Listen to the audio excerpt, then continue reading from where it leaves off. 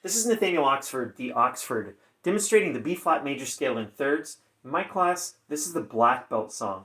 I'm going to demonstrate it once, then explain a few things about it, walk us through some things, and then demonstrate it again. So here it is as written.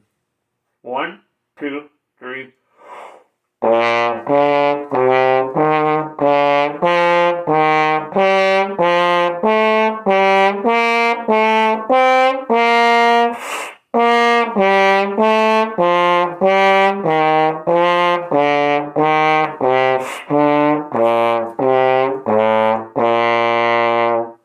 All right. If you're just starting to learn this, it probably looks like there's a whole bunch of different notes that jump around, and that might be a little bit daunting, but I would invite you to look at it and see the patterns. So the scale goes 1, 2, 3, 4, 5, 6, 7, 8, right? Or do, re, mi, fa, sol, la, ti, do.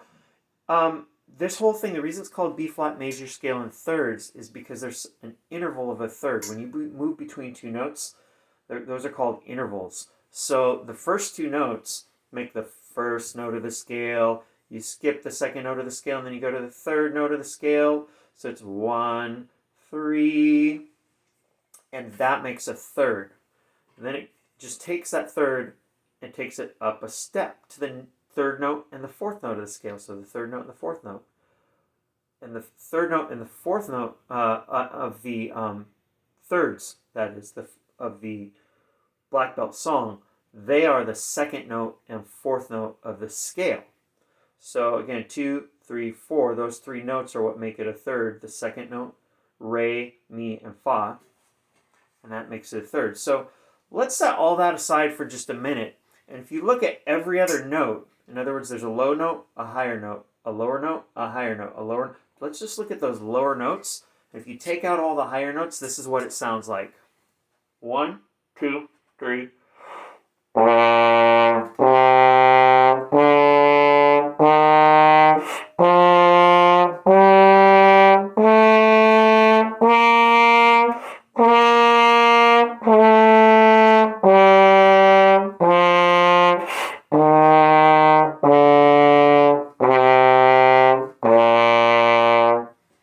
It's just the scale, right?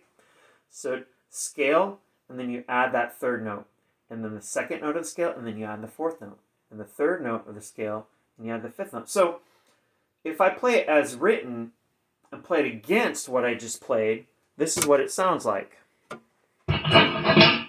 Very loud. 1, 2, 3.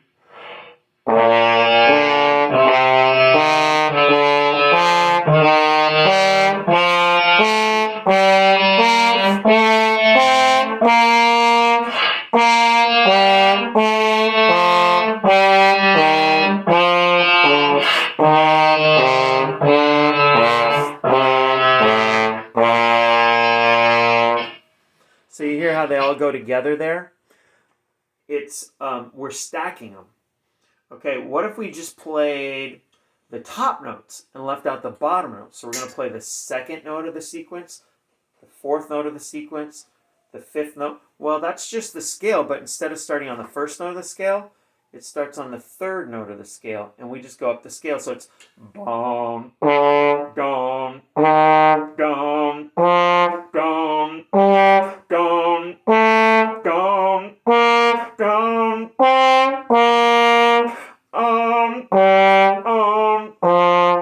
etc., etc., etc., right? So if you take every other note, that's what it does.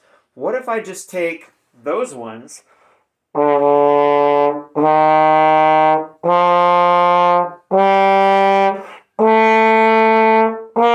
and add them to what we just did? Let's try that.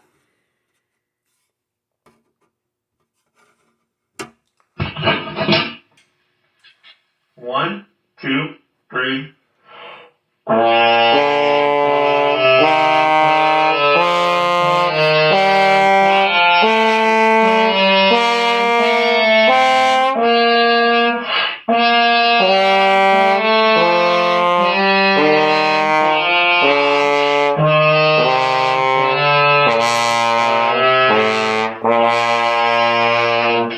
Yeah. So that is how that pattern works. It's just you take it first note and third note, second note and fourth note, third note and fifth note, one on the bottom, two on the bottom, three on the bottom. Let me do it. What if we line them up and we can make a really sonorous duet out of it?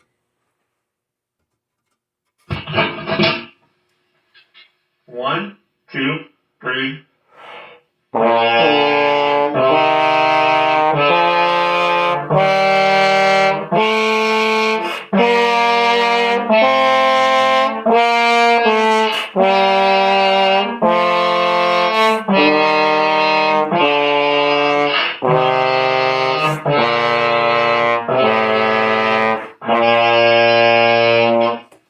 Yeah. All right, so you see that there's a pattern to it. It just goes up like this, up the scale. Let me go ahead and play the whole thing again as written. And hopefully this helps you work on the thirds and follow all those patterns on it. Here we go. One, two, three.